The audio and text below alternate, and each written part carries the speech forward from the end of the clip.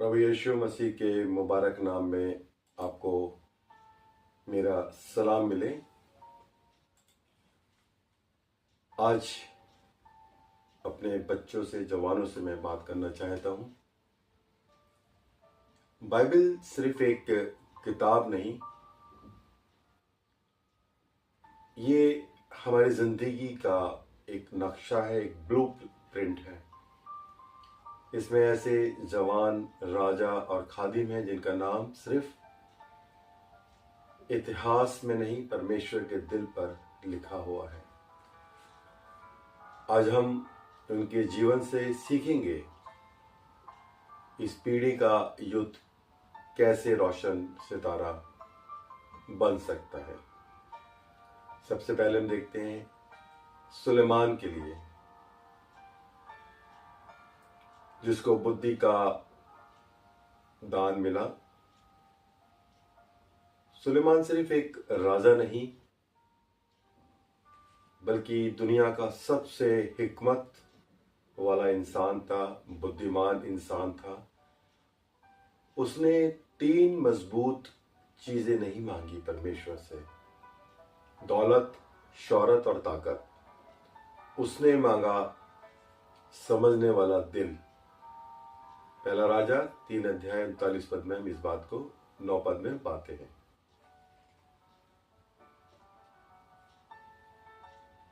खुदा ने सिर्फ उसे बुद्धि नहीं दी, बल्कि कहा कि तेरे जैसा हिकमत वाला, तेरा जैसा बुद्धिमान ना कभी पहले हुआ है और ना कभी होगा। जवानों के लिए क्या सीख है? आज का जवान जानकारी में बहुत अमीर है, पर विजडम, बुद्धिमानी में गरीब है। क्विट करना, गलत रिश्ता, गलत दोस्ती, डिसीजन हर दिन जिंदगी बदल रहे हैं। हमें उसी सुलेमान वाली हिकमत की रूह चाहिए। हमारी प्रार्थना होनी चाहिए, प्रभु हमारे बच्चों को बुद्धिमान बना, वो बुद्धि दे जो आसमान से आती है।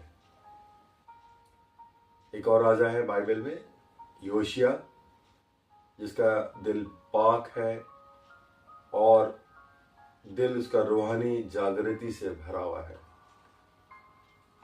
जब राजा योशिया को 8 साल था, तब उसको ताज मिला। 16 साल की उम्र में उसने यहोवा को जानना शुरू किया। 20 साल की उम्र में उसने बुतों को तोड़ा, गलतियों को हटाया जो पहले के राजाओं से हुई थी। पूरे देश में रूहानी जागृति लाई। दूसरा इतिहास और 34 अध्याय में हम इस बात को पढ़ते हैं। वचन पढ़ते ही उसका दिल जो है वो टूट गया और उसने पूरे देश का दिल बदल डाला।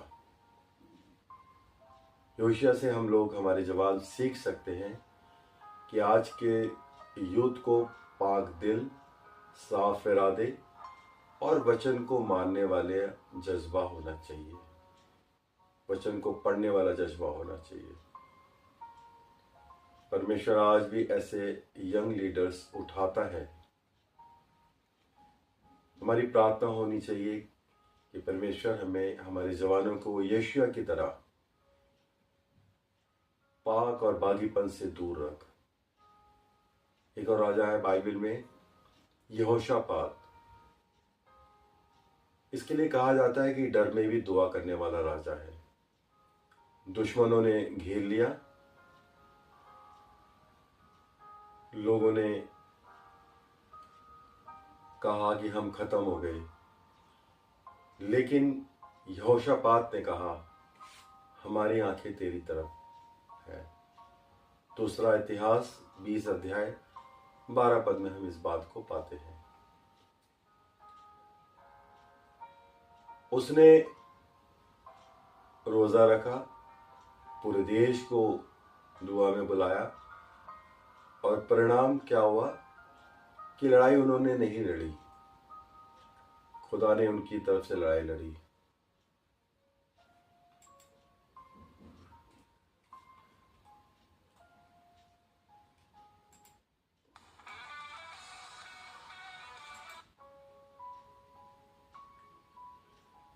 क्या सोचते हैं आप? इस राजा से हमें सीख मिलती है कि जब हमारे जवानों को फ्यूचर का डर सताए, जब मेंटल प्रेशर बढ़े, जो आज माहौल है, जब लगता हो कि अब कुछ नहीं होगा, तो बस एक चीज करने की जरूरत है, स्टे इन प्रेयर। प्रभु में प्रार्थना में लग जाओ। हमारी प्रार्थना होनी चाहिए कि प्रभु हमारे हर एक जवान की रहनुमाई करे, उनके डर को ईमान में बदले और उनको प्रभु अपने में बनाए। एक और राजा बहुत ही जाना और पहचाना, हम सब जानते हैं, राजा दाऊद, जिसका दिल पूरी तरीके से साफ है, इखलास, जिसकी दिल में जो है वही उसकी जुबान पर है, उसका दोहरा चरित्र नहीं है। वो वर्शिप भी करता है और टूटा है मगर सच्चा दिल है, गरड़िया है, गरीब लड़का है, लेकिन परमेश्वर का मन पसंद है। पहला शमूएल 13 अध्याय 14 पद में इस चीज को देखते हैं। क्यों? क्योंकि दाऊद का दिल परफेक्ट नहीं था, लेकिन सच्चा था। वो गिरा भी लेकिन भागा नहीं, हर बार तौबा की, रोया, वापस आया। वो योद्धा भी था और वर्शिपर भी था। जब वो वीणा बजाता था तो शाऊल से दुष्ट आत्मा निकल भागती थी। उसकी स्तुति ने उसके फ्यूचर के दरवाजे खोले। क्या सीख मिलती है इससे? खुदा हम में से कोई परफेक्शन नहीं मांगता। वो हमें ऐसा मांगता है कि हमारा सच्चा दिल हो, हमारे दिल में जो वही हमारी जुबान पर हो, नम्रता और टूटे दिल की दुआ वो मांगता है। आज मेरी प्रार्थना है जवानों के लिए कि परमेश्वर दाऊद जैसा उस पाक और साफ दिल और वो वर्शिप की रूह दे अपने बच्चों को। एक और राजा है हिजकिय्याह,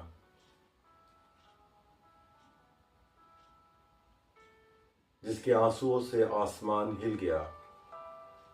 हिजकिय्याह की मौत करीब थी। यशायाह ने कहा तू मर जाएगा, लेकिन उसने दीवार की तरफ मुंह किया और रो कर दुआ करी, जिसके बारे में हम यशायाह 38 अध्याय में पढ़ते हैं तो बहुत अच्छा लगता है। उसके आंसू आसमान तक पहुंचे और खुदा ने कहा, मैंने तेरी दुआ सुनी है, तेरे आंसू देखे हैं, मैंने तेरी उम्र 15 साल और बढ़ा दी है। क्या सीख मिलती है इससे हमें? बच्चों, आपका हर एक आंसू बेकार नहीं जाता। परमेश्वर आपकी हर एक आह को, आपकी रातों का दर्द सब सुनता है। हमारी प्रार्थना है कि परमेश्वर हर जवान की जिंदगी में बहाली दे और उसको ईमान में बढ़ाए। बाइबल में एक और राजा है आसा, हिम्मत से बुराई को काटने वाला राजा। आसा ने बुरी रीतियों को हटाया, यहां तक कि अपनी मां तक को गलत काम करने के लिए रोका। दूसरा इतिहास 14 अध्याय और 16 पद पढ़ेंगे तो मालूम पड़ेगा। यह आसान नहीं था, लेकिन उसने हिम्मत दिखाई। इससे हमें क्या सीख मिलती है कि जब हम अपनी लाइफ से गलत आदतें हटाते हैं तो बहुत पेनफुल होता है, लेकिन वही हमारे करैक्टर को बनाता है। आज मेरी प्रार्थना है कि परमेश्वर हमारे जवानों को हर एक बुराई से दूर रहने की हिम्मत और सब्र दे। बाइबल में एक और करैक्टर है और सब हम जानते हैं, अक्सर उसके लिए बताया भी जाता है, यूसुफ, जिसका करैक्टर के लिए जाना जाता है। प्योरिटी है उसका पर्पस है। उसके जीवन में भी बहुत उतार चढ़ाव आया, बेचा गया, गुलाम बना, झूठ बोलकर उसको जेल में डाला गया। लेकिन हर हाल में बाइबल में लिखा है, उत्पत्ति 39 अध्याय पढ़े, कि यहोवा उसके साथ था। यूसुफ की जिंदगी से हम 4 सुनहरी बातें सीख सकते हैं। पहली बात, उसकी पवित्रता, प्योरिटी। प्रलोभन आया, लेकिन वो बोला, मैं अपने खुदा के खिलाफ गुनाह कैसे करूं। सब्र, पेशेंस, उसने इंतजार किया सालों तक, और सब्र ने उसे सिंहासन तक ले गया। उसका कैरेक्टर, हालत बदले, लोग बदले, पोजीशंस बदली, लेकिन उसका कैरेक्टर नहीं बदला। चौथा है उसका पर्पस।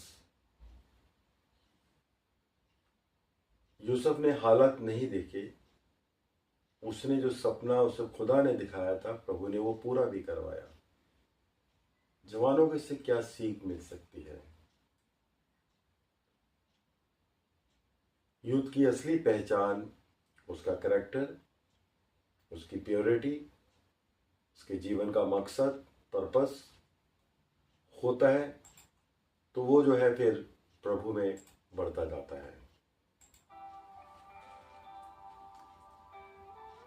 मेरी प्रार्थना है प्रभु से कि परमेश्वर हमारे बच्चों को, जवानों को यूसुफ जैसा पाक दिल दे, पेशेंस दे, कैरेक्टर दे और जीवन में पर्पस दे। अंतिम जो बात है, खुदा चाहता है कि आप इस पीढ़ी में सुलेमान जैसे राजा बने, वो हिकमत, वो बुद्धिमान व्यक्ति योशिया जैसे राजा बने, पाक दिल वाले, यहोशापात बने, दुआ करने वाले, दाऊद बने